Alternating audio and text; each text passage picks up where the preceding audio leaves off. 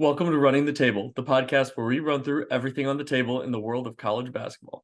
I'm back with Boombuster Believable, the series where I take a deep dive into Big Ten men's basketball teams and figure out if they've boomed, they're a bust, or they're right where we thought they'd be. Up next and fifth on the Big Ten preseason poll, we've got the Wisconsin Badgers coming to you from Madison, Wisconsin. Let's run it. So Wisconsin currently sits at 18-11 and 10-8 in the Big Ten. So they were predicted to be fifth in the Big Ten. As of right now, that's exactly where they sit. They got off to a much better start to the season than where they're at now. And if you were having this conversation, if this episode was being filmed 2 months ago, we'd be talking about this team much differently. But getting into them as a team, some of the key players, starting off with AJ Storr, the transfer in to the Badgers this season, leads the team with 16.1 points, 3.7 rebounds per game, shoots 82% from the free throw line and 30.4% from three. Secondly, you've got Tyler Wall, a common household name for the Badgers these last couple of years, with 11.8 points, 5.8 rebounds, 1.7 assists, and 1 steal per game. Followed behind him, you've got Steven Crowell, another guy who feels like he's been there for a while. He's coming in at 10.9 points, 7.6 rebounds, and 2.1 assists per game. And he actually shoots 43.6% from three. Not a super high volume shooter, but he will step out and shoot it. And he certainly doesn't hesitate to. He's not a super low volume shooter either. So that 43.6% really does mean something. And rounding out the top four, you've got Chucky Hepburn. Not a guy you would really expect to see fourth on this list, and we'll talk more about him later. But he's coming in at 8.8 points, 3.4 rebounds, 3.8 assists per game, as well as 2.1 steals per game, shooting 31% from three. Heading into some of their KenPom rankings, Wisconsin is definitely more of an offensive team than they are a defensive team, and that shows with their adjusted offensive efficiency sitting at 16th, and their defensive efficiency sitting at 59th. That rounds them out for an adjusted efficiency margin of 23rd, so they still do round out that top 25, despite some of their struggles here lately.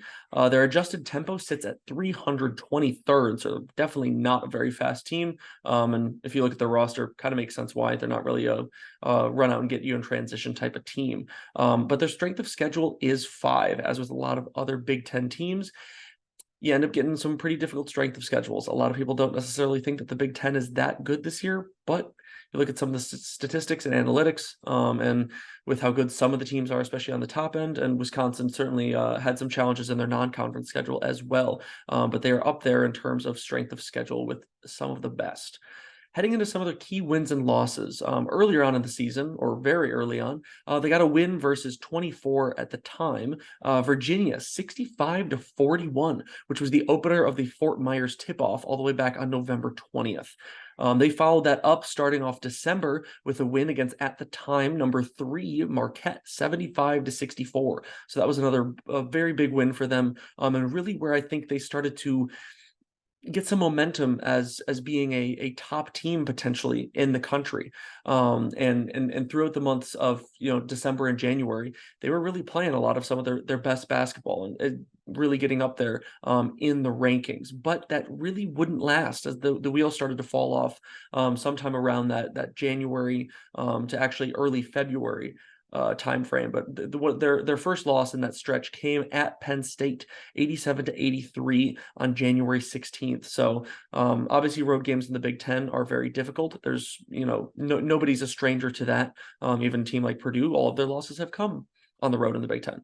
But not a great loss for them. Obviously, Penn State has struggled a decent amount this year with sort of their revamping of their team. So not exactly a loss that Wisconsin was pleased to take.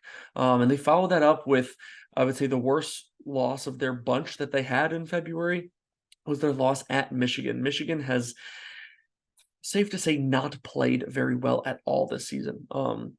And they have very few Big Ten wins. So for Wisconsin to go on the road and lose their 72-68, not very good. But if you look at this stretch, that was kind of just how things were going at the time.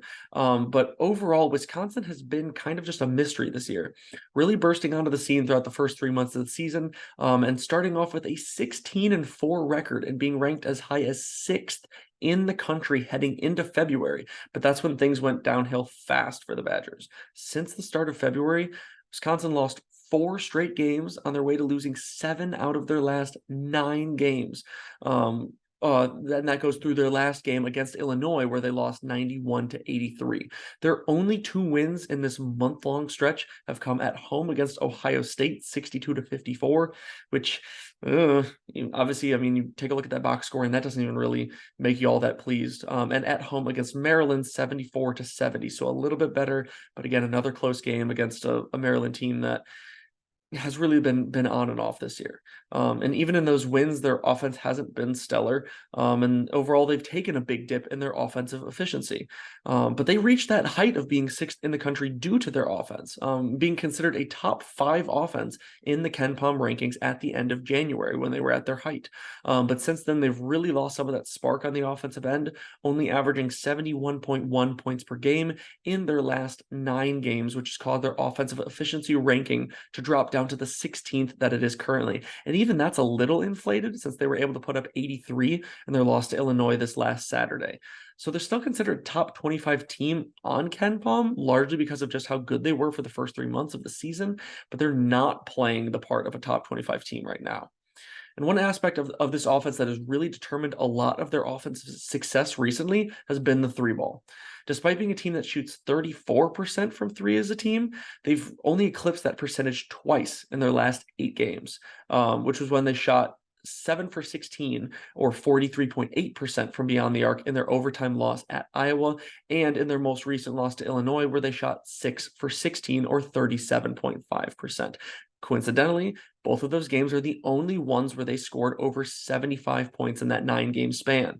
Given their recent struggles, they probably averaged significantly higher, or at least decently higher than 34% from deep as a team before this skid. So they're simply just not shooting the way that they're used to, or the way that they did for so much of their season early on. They're having a really difficult time finding ways around that. And something to highlight is their guard play. AJ Storr has been the saving grace for the Badgers this season at the guard position, being their leading scorer and typically their leading shot taker in almost all of their games. I mentioned this before in my Purdue versus Wisconsin recap, but I really expected more out of specifically Chucky Hepburn and Connor Essegian this year. They've both taken a significant step back in offensive production, despite looking like they should have taken a step forward, considering this Wisconsin team looks much more complete and better than last year's team. At least they did to start the season. As much as Chucky Hepburn has found ways to contribute outside of scoring, raising his averages in rebounds per game, assists per game, and steals per game, he's still averaging roughly 3.5 less points per game and shooting the 3-ball 9% worse this year, dipping from 40% a year ago to 31% now. So it's puzzling to me. And speaking of puzzling, I still can't wrap my head around the lack of playing time for Connor Essegian. We're talking about a guy who started 19 games last season, and averaged over 27 minutes per game, proved he could be a solid volume scorer as a true freshman, averaging 11.7 points, 3.7 rebounds per game, and shot 35.9% from 3.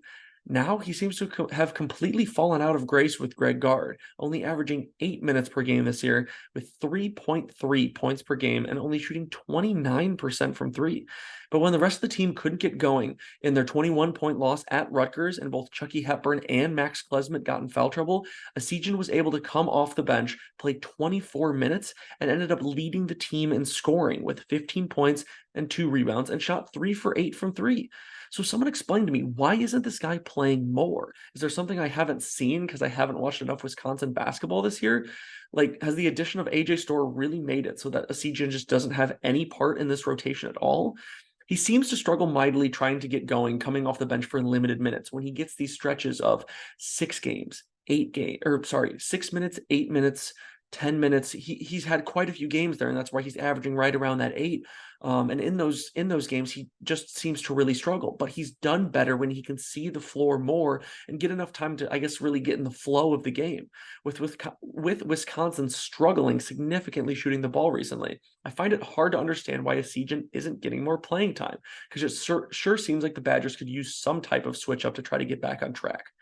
But despite their tumble, Joe Lunardi still has Wisconsin coming in as a 6 seed. So they definitely have room to fall if they can't turn things around in their last 2 regular season games. But they could definitely find themselves jumping back to a 5 or even a 4 seed if they can get some statement wins heading into Selection Sunday. And that includes in the Big Ten tournament. They do have some opportunities for a couple of statement wins heading into the Big Ten tournament, and really get themselves back on track, starting with a staunch defense of Rutgers coming to Madison this Thursday. And then, of course, they finish the regular season traveling here to West Lafayette to take on number 3 Purdue to cap off the regular season. But they're going to have to play a lot better than they have been recently if they want to win one or both of those games. But that's all I've got for today. We're in the midst of March, and we've got so much content coming for you here on the channel. Game recaps, more Boombuster Believable, conference breakdowns, you name it. So stay tuned, like and subscribe for more. But until next time, I'm out.